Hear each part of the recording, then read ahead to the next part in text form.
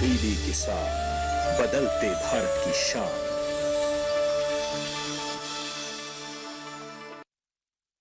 गांव किसान के सह प्रायोजक हैं agriculture insurance company of India limited. संपन्न भारत की पहचान, बीमित फसल, खुशहाल किसान।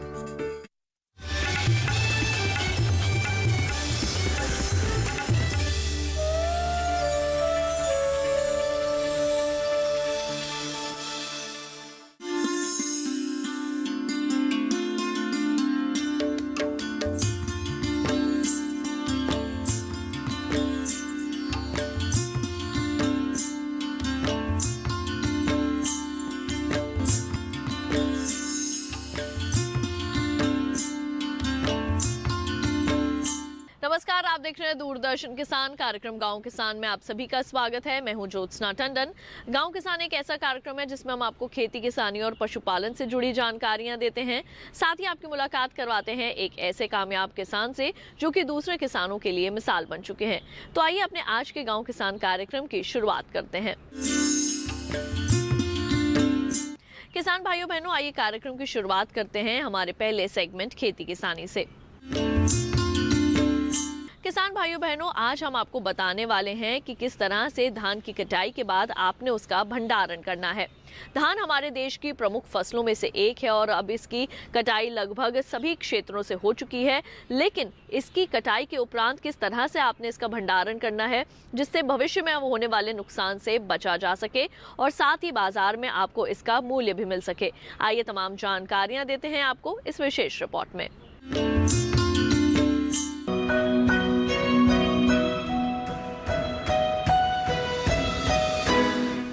हमारा देश धान की पैदावार में चीन के बाद दूसरे स्थान में है। यही वजह है कि देश के ज्यादातर हिस्सों में धान की फसल ली जाती है। इस समय अरुणाचल प्रदेश, बिहार, झारखंड और पश्चिम बंगाल में धान की तैयार फसलों की कटाई जारी है। धान की कटाई के बाद सबसे जरूरी होता है उपज का भंडारण करना। थोड़ी सी लापरवाही से बड़ा नुकसान होना लाजमी है। इसीलिए कटाई से लेकर उपज का भंडारण करते समय सावधानी रखनी चाहिए। बासमती धान की फसल तैयार हो चुकी है और बाजार तक पहुंच चुकी है। इसके अलावा जिन इलाकों में फसल की कटाई का काम जारी है, वहां के किसान फसल कटाई करते समय पौधों को 6 से 8 इंच ऊपर से काटें। ऐसा करने से यदि बेमौसम बारिश भी होती है तो फसल खराब नहीं होती। साथ ही फसल 3 से 4 दिन में ही सूख जाती है। क्या कहना है इस पर विशेषज्ञ का, आइए जानते हैं। किसान भाइयों, पहले आप देख रहे हैं कि हमने अच्छे से अपनी फसल की कटाई किस तरह से करनी है। इस तरह की फसल की कटाई आपने 6 से 8 इंच ऊंचाई से करेंगे तो वो ज़मीन की सतह से नहीं लगेगी। यदि किसी कारण से मौसम ख़राब हो जाता है तो पानी भरने पर भी उसकी क्वालिटी ख़राब नहीं होगी। और जैसे 11-21 और PB 17-18 में झड़ने की समस्या है, उस समस्या से भी आपको फ़ायदा मिलेगा कि ज़मीन की सतह से जब वो क्रॉप हमारी फसल नहीं लगती है बाली, तो वो कम झड़ती है। और जिस फसल को हम सुखाने के लिए 8 से 10 दिन का इंतज़ार करते हैं, वो 2 से 3-4 दिन के अंदर ही वो अच्छे से सूख जाती है। भंडारण के लिए दाने की नमी का खास ख्याल रखें। नमी की जांच कैसे करें, वो भी बिना मशीन के बता रहे हैं हमारे विशेषज्ञ। कि पहले तो हम देख लें कि अच्छे से उसको हम सुखा लें। हम अपने त्रिपाल पर फील्ड में ही 2 दिन में सुखा सकते हैं। फील्ड में सुखाने के बाद में हम ये देखते हैं कि जैसे हमारे पास में कोई मॉइस्चर मीटर नहीं होता है, तो हमको कैसे पता चले कि हमारा दाना सूख चुका है। तो हमें अपने हाथ में दाना पकड़ना है और अपने कान के पास में ऐसे उसको देखना है। यदि उसमें कट की आवाज़ आने लगी तो वो हमारी फसल भंडारण करने हेतु उचित है। हम उसको बैग में भर के स्टॉक भी कर सकते हैं और मार्केट में ले जाकर हम कह सकते हैं कि हमारी फसल गीली नहीं है और उसमें चमक प्रॉपर बनी रहेगी। तो इस तरह से किसान भाई अपनी फसल को पहले थ्रेसिंग करने के बाद जूट के बैगों में भर के ले जाएं। कभी भी प्लास्टिक के कट्टों में या त्रिपाल में बांधकर ना ले जाएं। और यदि स्टोर भी करना है, अपने स्टॉक भी करना है, तो उसको इसी तरह के बैगों में भर के अपने यहाँ पर दीवार से हटा के और ज़मीन पर नीचे क्रेट्स या लकड़ी या प्लास्टिक का कुछ बिछा के उसके ऊपर रखें और मंडी में तब ले जाएं। या आज की सुविधा उसमें हमारी सरकार ने ये किया है कि हर किसान का माल वो अपना घर से भी बेच सकता है और कहीं पे भी ले जाके बेच सकता है। जब हमारे पास में अच्छी क्वालिटी का माल होगा तो हमारे पास में सभी ग्राहक आएंगे। और basmati export development foundation basmati किसानों के लिए प्रयास कर रहा है कि जिन किसानों के पास अच्छी क्वालिटी का धान है वो हमसे संपर्क करके अपनी फसल के उचित दाम पाने के लिए एक्सपोर्टरों से हम सीधे उनको जोड़ने का काम भी कर रहे हैं। घरेलू स्तर पर नमी की जांच कैसे करें, ये तो हमारे विशेषज्ञ बता ही चुके हैं। भंडारण के लिए नमी 2 तरह की रखी जाती है। यदि अधिक समय के लिए भंडारण करना है तो नमी की मात्रा 12% और कम समय के लिए 14% होनी चाहिए। भंडारण से पहले या बाद में धान का कीटों से बचाव करना भी जरूरी है। भंडारण के लिए कई तरह के ड्रम या कोठी इस्तेमाल किए जाते हैं। ये मिट्टी, लकड़ी, बांस, जूट की बोरियों, ईंटों व कपड़े वगैरह से बनाए जाते हैं। लेकिन इस तकनीक से ज्यादा समय तक भंडारण करना संभव नहीं है, क्योंकि इनमें हवा जाने की कोई जगह नहीं होती। ज्यादा समय तक भंडारण के लिए पूसा कोठी, धात्विक बिन व साइलो वगैरह का इस्तेमाल किया जा सकता है। फसल खराब ना हो इसके लिए समय समय पर ऐसा इंतजाम रखें कि हवा की आवाजाही बनी रहे। तैयार धान को बाजार में ले जाते समय भी कुछ बातें ध्यान देने योग्य है। उपज को प्लास्टिक के पैकेट में नहीं रखना चाहिए, बल्कि जूट के बोरों में भरकर ही ले जाना चाहिए। साथ ही सरकारी सुविधाओं का लाभ लेकर किसान घर से भी उपज की बिक्री कर सकते हैं या बाजार में भी बेच सकते हैं। इसके अलावा बासमती एक्सपोर्ट डेवलपमेंट फाउंडेशन में भी धान की खरीदी की जा रही है। किसान यहाँ भी अपनी उपज बेच सकते हैं और उपज का सही दाम ले सकते हैं।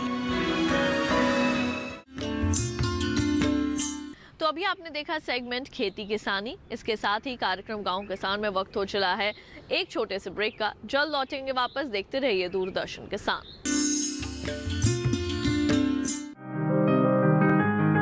बीमारियों से कैसे बचेगी फसल, मवेशियों की मुश्किलों का क्या है हल, कहां से लाएं बीज, कितनी लगेगी खाद, किसानों के हर फोन का विशेषज्ञ देंगे जवाब। देखिए हेलो किसान लाइव सोमवार से शुक्रवार शाम 6 बजे।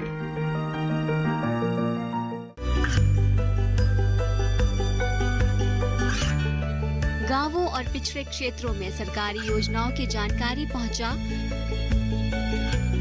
देश में कौशल और क्षमता विकास कर ग्रामीणों को सामाजिक बदलाव और विकास से जोड़ने की दूरदर्शन किसान की पहल चौपाल चर्चा देखें सोमवार से शुक्रवार सुबह 9 बजे।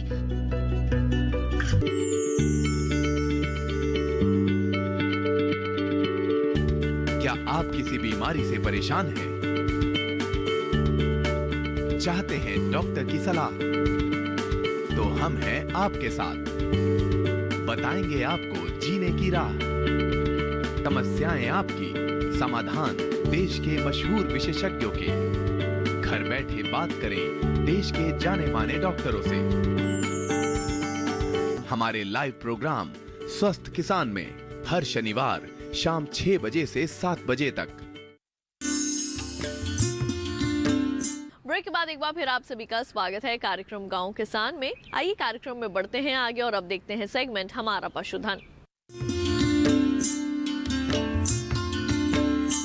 किसान भाइयों बहनों, अपने आज के सेगमेंट में हम आपको गौपालन के संबंध में देंगे कुछ खास जानकारियां।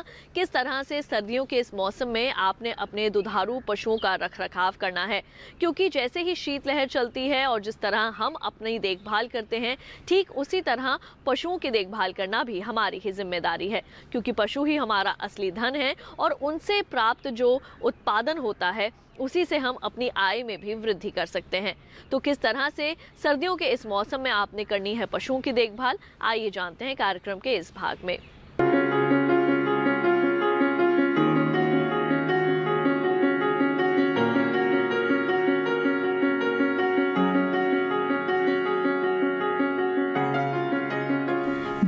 पशुगणना के हिसाब से 2019 में पशुधन में 4.6% की वृद्धि हुई है। 2012 की तुलना में गायों की आबादी 18% बढ़ी है। इस तरह इस समय हमारे देश में गायों की संख्या 14,51,20,000 है। बढ़े हुए आंकड़े बतलाते हैं कि किसान गाय पालन में रुचि ले रहे हैं। इसके अलावा डेयरी उद्योग में भी इजाफा हो रहा है। अन्य पशुओं की तुलना में गाय पालन बेहद सरल है, लेकिन गाय पालन को मुनाफे का व्यवसाय बनाए रखने के लिए सबसे जरूरी है पशुओं की सही देखभाल। सर्दियों के मौसम में देखभाल के अभाव में कई पशुओं की जान चली जाती है, लेकिन कुछ बातों का ध्यान रखकर पशुधन में होने वाली हानि को रोका जा सकता है। पशुपालकों के लिए सर्दियों का मौसम बहुत ही सावधानी बरतने वाला होता है। इस समय सर्द हवाओं ने दस्तक दे दी है। ऐसे में जहां हमें अपने आप को इन सर्दियों में स्वस्थ रखने की जरूरत है, वहीं अपने पशुओं का भी ध्यान देना बहुत जरूरी है। पशुपालकों को इस समय अपने सभी दुधारू पशुओं की खास देखरेख करनी चाहिए, क्योंकि पशु अगर ठंड की चपेट में आ गए तो इसका असर उनके स्वास्थ्य पर पड़ता है, जिससे दूध उत्पादन काफी प्रभावित होता है। ऐसे में पशुपालकों को चाहिए कि वो इन बातों का ध्यान रखें। पशुओं के रहने के स्थान को भी व्यवस्थित रखें। पशुओं के लिए जूट के बोरे जैसे चीजों को उपयोग कर सकते हैं, जिससे पशुओं को गर्माहट मिले और ठंड दूर रहे। पशुपालक ज्वार या बाजरे की टाट बांधकर हवा और सर्दी से बचाव कर सकते हैं। साथ ही पशुओं को धूप भी मिलती रहे। दिन में जहाँ तक संभव हो खुले में पशुओं को धूप में ही बांधे, जिससे शरीर का तापमान नियंत्रित रहे। पशुओं के गोबर और मूत्र निकास की भी उचित व्यवस्था रखें, जिससे उन्हें सूखी और साफ सुथरी जगह मिले। छोटे पशुओं को ठंड से बचाने के लिए सुबह शाम टाट की पल्ली उड़ा सकते हैं। इसके साथ ही पशु के बैठने के स्थान पर पराली बिछा दें, जिससे वो सीधे फर्श के संपर्क में न आए। हमेशा पशु को ताज़ा पानी ही पिलाए और इस बात का खास ध्यान दे कि पानी ना ज्यादा ठंडा हो और ना ज्यादा गर्म हो। अगर खान पान की बात करें तो पशुओं को हरा चारा खिलाने से पहले थोड़ा सा सूखा चारा जरूर खिलाए। इसके अलावा सूखा चारा हरे चारे में मिलाकर भी पशुओं को दे सकते हैं। सर्दियों में सामान्य तापमान बनाए रखने के लिए पशुओं को रात को भी ये सूखा चारा ही खिलाएं। पशु को करीब 50 से 60 ग्राम तक नमक जरूर खिलाएं, जिससे उनमें खनिज पदार्थ की कमी नहीं होगी और दूध उत्पादन भी अच्छा मिलेगा। पशु में बीमारी के लक्षण दिखाई देने पर पशु चिकित्सक से परामर्श ले। मौसम के अनुसार देखभाल करके गाय पालन से बेहतर मुनाफा कमाया जा सकता है। नए पशुपालक पशुपालन विभाग से समय समय पर सही मार्गदर्शन लेकर इस व्यवसाय में इजाफा कर सकते हैं।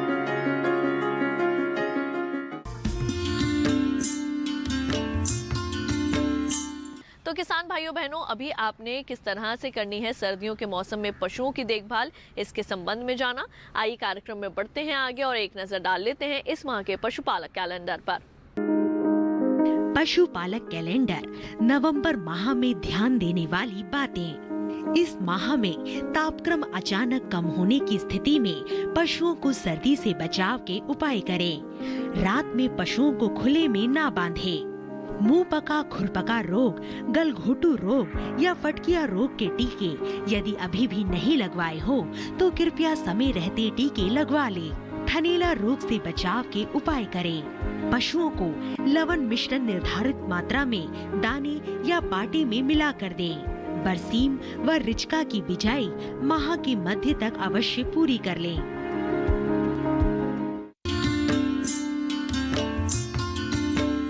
और इसके साथ ही कार्यक्रम गांव किसान में वक्त हो चला है एक और छोटे से ब्रेक का। जल्द लौटेंगे वापस अपने अगले सेगमेंट के साथ। आप देखते रहिए दूरदर्शन किसान।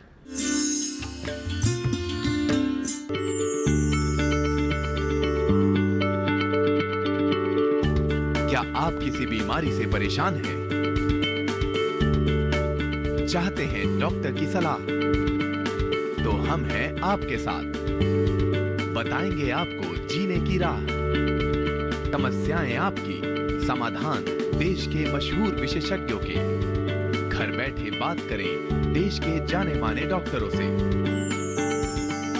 हमारे लाइव प्रोग्राम स्वस्थ किसान में हर शनिवार शाम 6 बजे से 7 बजे तक। बादलों की लुका छिपी, बारिश का हाल, बर्फ की चादर, बदलता रुख हवाओं का और मौसम के लिहाज से कैसे करें खेती, और भी बहुत कुछ। मौसम खबर लाइव रोजाना सुबह 8:30 पर, शाम 5 बजे और 7:30 पर।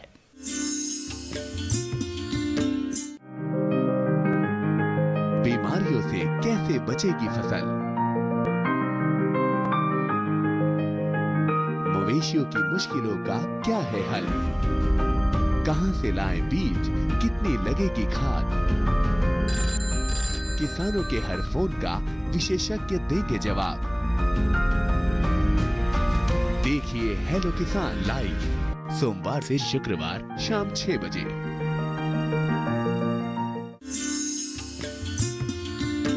ब्रेक के बाद एक बार फिर आप सभी का स्वागत है कार्यक्रम गांव किसान में। आइए कार्यक्रम को बढ़ाते हैं आगे और अब देखते हैं सेगमेंट कामयाब किसान की दास्तान। किसान भाइयों, अपने आज के सेगमेंट में आपकी मुलाकात करवाते हैं एक ऐसे कामयाब किसान से जिन्होंने पूर्ण रूप से जैविक खेती की है और आज दूसरे किसानों के लिए मिसाल बने हैं।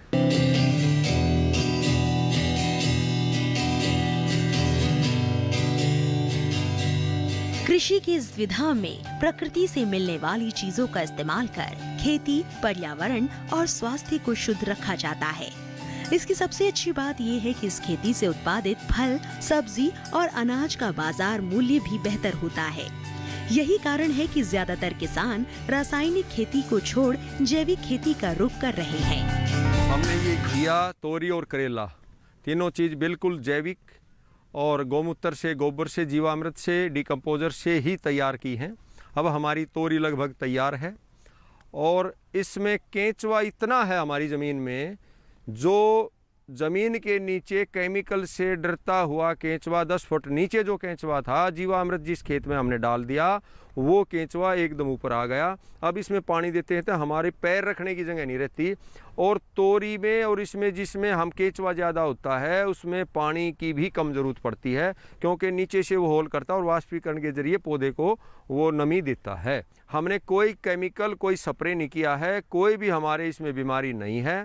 एक आध कोई कीट आता है तो उसको कोई भी पक्षी या उसको जो है खा लेता है और प्रकृति ही प्रकृति को नियंत्रण करती है, हम कुछ नहीं। दरिया कलां दिल्ली के किसान सत्यवान अपने 5 एकड़ के खेत में जैविक खेती कर रहे हैं। इनके खेतों में घिया, तोरई और करेले की फसलें लगी हैं, जो पूरी तरह जैविक विधि से तैयार की गई है। वो बताते हैं कि जैविक खेती के लिए वो जीवामृत का इस्तेमाल करते हैं, जिसे गाय के गोबर और मूत्र से बनाया जाता है। वो बताते हैं कि उनके खेतों में भरपूर मात्रा में केंचुआ मौजूद है, जो फसलों को सही पोषण देने का काम करते हैं और उनकी उपस्थिति की सबसे बड़ी वजह रासायनिक खाद का इस्तेमाल ना करना है। किसानों को भी हम जागरूक करते हैं और बताते हैं कि गौ क्या है और कैसे जो है गौमूत्र से, गोबर से हम अपने खेतों को और अपने जो है सब्जी और गेहूँ, चारा सब उसी से केमिकल 5 एकड़ में हम बिल्कुल ऑर्गेनिक कर रहे हैं। बाकी हमारी मिश्रण खेती है। मिट्टी में मौजूद केंचुओं से पानी की बचत भी होती है। सत्यवान बताते हैं कि उनकी फसलों में किसी भी प्रकार की बीमारियां नहीं लगती हैं। यदि कोई कीट का प्रकोप होता भी है तो उनका भक्षण पक्षियों द्वारा कर लिया जाता है और उन्हें किसी भी तरह की दवा का इस्तेमाल नहीं करना पड़ता है। इसी तरह से वो अतिरिक्त व्यय से भी बच सकते हैं।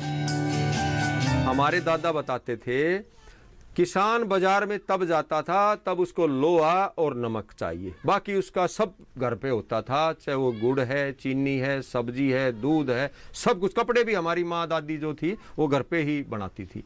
अब किसान जब बीज पहले खरीदता है, खाद खरीदता है, दवाई खरीदता है, तेल खरीदता है, पहले बैलों से 0 बजट खेती थी पहले। अब उसी लाइन पे आने से किसान की आय दोगुनी नहीं 4 गुनी हो। गोबर बिल्कुल ताजी होना चाहिए गाय का, गोमूत्र जितना मर्जी पुराना हो कोई दिक्कत नहीं होती। ये इसका किसानों ने ध्यान रखना चाहिए।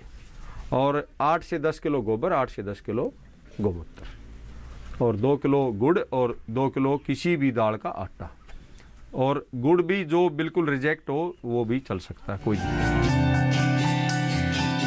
सत्यवान 0 बजट खेती में विश्वास करते हैं और इसी ध्येय को पाने के लिए खाद बीज खुद ही तैयार करते हैं। जीवामृत बनाने के लिए गाय का ताजा गोबर और गौमूत्र जो कि पुराना हो तो भी इस्तेमाल कर सकते हैं। इसके अलावा इसमें गुड़ और दाल के आटे को मिलाया जाता है और कुछ ही दिन में जीवामृत बनकर तैयार हो जाता है। उनका कहना है कि बाकी किसानों को भी जैविक खेती को अपनाना चाहिए। गौ पालन के साथ खेती कर किसान कई गुना लाभ कमा सकते हैं। जीवामृत के जरूरी अवयव: 8 से 10 किलो गाय का ताजा गोबर, 8 से 10 लीटर गौमूत्र, 2 किलो गुड़, 2 किलो दाल का आटा।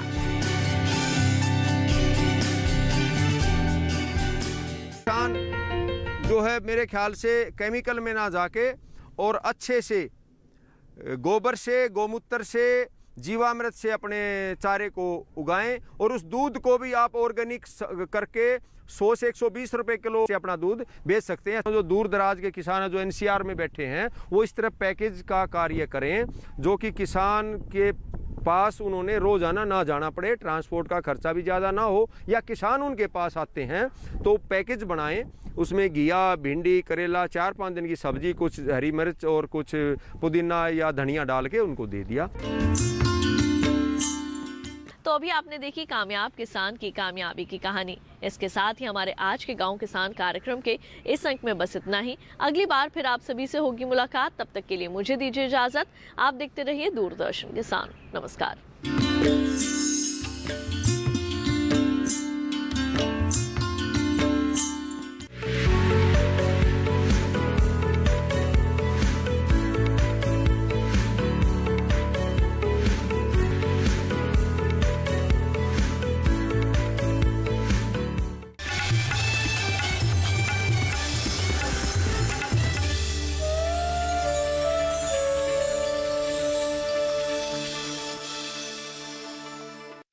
गांव किसान के सह